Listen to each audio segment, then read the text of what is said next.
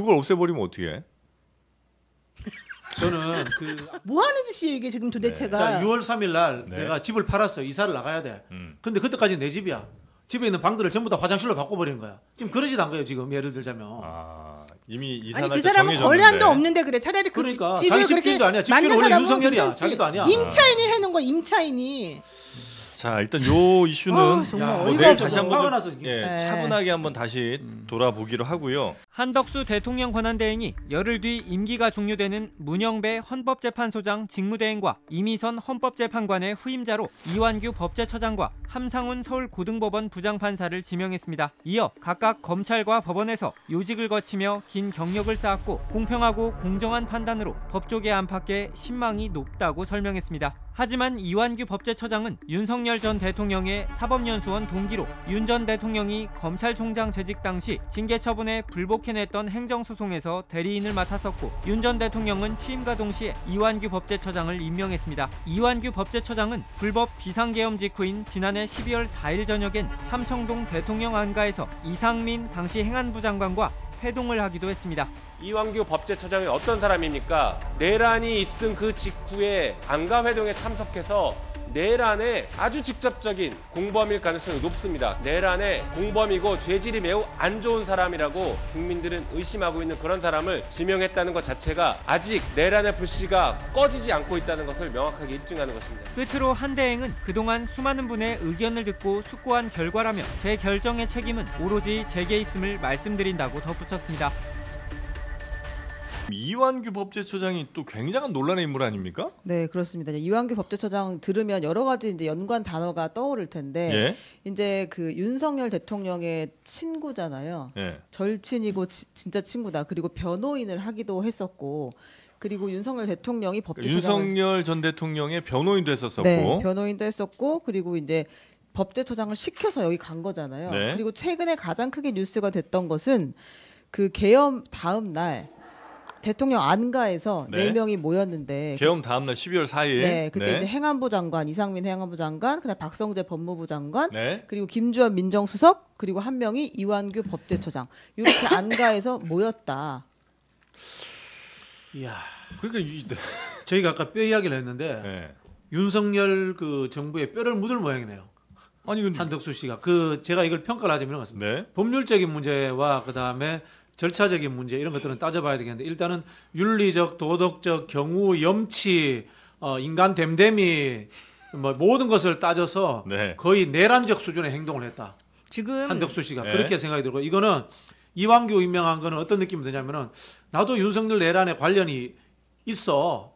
응? 그래서 이완규를 임명해주면 나한테 도움이 될 것 같아. 이런 느낌도 받았고요. 아니 그 일단은 예. 헌법재판관 앞에 3명을 본인이 임명을 안 해가지고 헌재 심판까지 갔던 사람이잖아요. 예. 근데 돌아오자마자 이렇게 황당무계하게 임명하는 게 어디 있습니까 이게. 내란 국조특위 할 때 박지원 의원이 이완규 법제처장 한테 질문을 했었거든요. 네. 실제 지금 안가 회동에 참석했던 사람들이 모두 다 비슷한 시기에 휴대폰 기기를 변경한 것으로 나왔습니다. 이 그래픽을 먼저 하나 주시면 네. 박성재 법무부 장관은 그 계엄 선포 이후에 6일, 맞아요. 그다음에 김주현 민정수석은 7일, 그다음에 다시 한 번 더 바꿉니다. 박성재 법무부 장관은 기기를 다시 두 번이나 바꿨어요. 바꾸거든요. 8일, 그다음에 이완규 법제처장도 14일에 기기를 바꾼 것으로 나와요. 그리고 그거를 질문했을 때 더듬다가 결국에는 바꿨다, 오해를 받기 싫었다라는 이야기를 하는데요. 요건 한번 보겠습니다.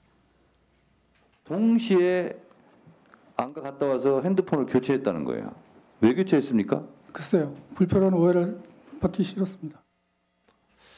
아니 그러니까 그 오해를 받기 싫었으면 그 쓰던 걸 내둬야지. 해야지. 네, 그래서 이제 증거 인멸하는 건 예. 아니냐라고 박지원 의원이 묻자 이제 이완규 처장이 증거 인멸이라는 건 범죄를 저지른 사람이 하는 것이다. 저는 범죄를 저지른 적이 없다. 이렇게 이야기를 했고 그 당시에 갔을 때는 자기는 잘 모르고 갔다. 그래서 한숨만 쉬다가 왔다. 이렇게 이야기를 했어요. 뻥치고 있네. 아니, 안가를 가는데 모르고 갔다니. 그러니까 범죄를 저질렀는지 안 저질렀는지를 그 핸드폰을 좀 보고 봐야 되는 거 아니에요? 근데 그걸 없애버리면 어떻게 해? 저는 한덕수 정말 탄핵시켜야 돼요. 왜냐하면 대통령이 임기가 지금 이 임명한 헌재 재판관들보다 짧아요. 네. 그러면 대통령 몫에 헌재 재판관 임명을 못해요. 6월 3일 날 당선되는 대통령이 대통령의 권한을 뺏어버린 거예요. 한덕수가 자기 권한도 없는 사람이.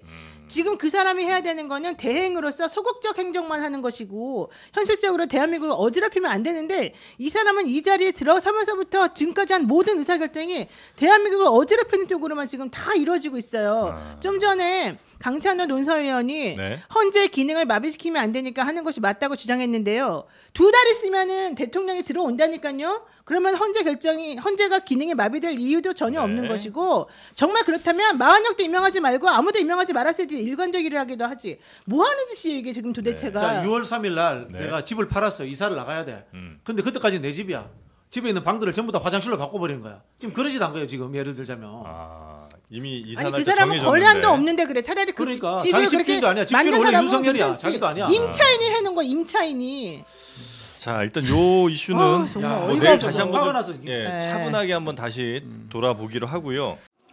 마은혁 후보자를 재판관으로 임명하는 것은 잘못된 결정이다 이렇게 생각을 하고 있습니다. 마은혁 후보자는 다 아시다시피 자유민주주의 체제를 수호할 의지가 전혀 없는 인물입니다. 그리고 마르크스 레닌주의를 신봉하는 아주 좌편향적인 그런 판사입니다. 이러한 사람을 헌법재판관으로 임명하기로 결정한 부분은 아무리 생각해도 이 부분은 잘못된 것이다 이렇게 생각을 하고 있습니다. 다만 좀 더 넓게 선의로 생각한다면은 우리 한덕수 대행께서 헌법 공석으로 4월 18일 공석이 된 2명의 헌법재판관을 지명했다는 점은 높이 평가할 만하다 이렇게 생각을 하고 있습니다. 사실 대행이 헌법재판관을 대통령 몫의 헌법재판관을 임명할 수 있느냐에 대해서는 논란의 여지가 있습니다만은 지난번 최상목 대행이 이미 논란의 여지가 있는 헌법재판관 2명을 국회 몫의 2명을 임명했기 때문에 그 부분에 대해서는 논란이 일단락이 된 것이 아닌가 저는 그렇게 생각을 하고 있고 이번에 2명 지명한 것은 용단을 내린 것이고 그리고 용기를 낸 것이다. 따라서 민주당은 자신들 후보만 임명하려고 하지 말고 대행께서 지명한 2명에 대해서도 빠른 시간 내에 인사청문회를 열어서 국회의 의견을 내야 된다 저는 그렇게 생각을 하고 있습니다. 이 부분에 대해서 또 정치적으로 공격하는 것은 오로지 모든 헌법기관을 민주당이 원하는 대로만 구성하고 끌고 가겠다는 그런 당리당략이라는 점을 분명히 지적하고 이런 식으로 한덕수 대행을 공격할 경우에는 반드시 국민의 심판이 있을 것이다 이렇게 생각하고 있습니다. 민주당에서 조금 전에 그 이완규 후보자 지명된 분 관련해서 이제 개헌 다음 날 이제 안가회동한 사람이다 이러면서 적절치 않다는 취지로 비판하고 있는데 이완구 법조처장은 그야말로 미스터 법질서입니다. 그리고 미스터 클린입니다. 법리에 밝고 헌법 이념에 충실할 뿐만 아니라 자기 자신의 직무에 충실한 어떤 그런 분이기 때문에 헌법재판관으로서 손색이 없을 뿐만 아니라 마흔역과 비교했을 때는 천양지차인 사람이다 그렇게 생각합니다. 또 뭐.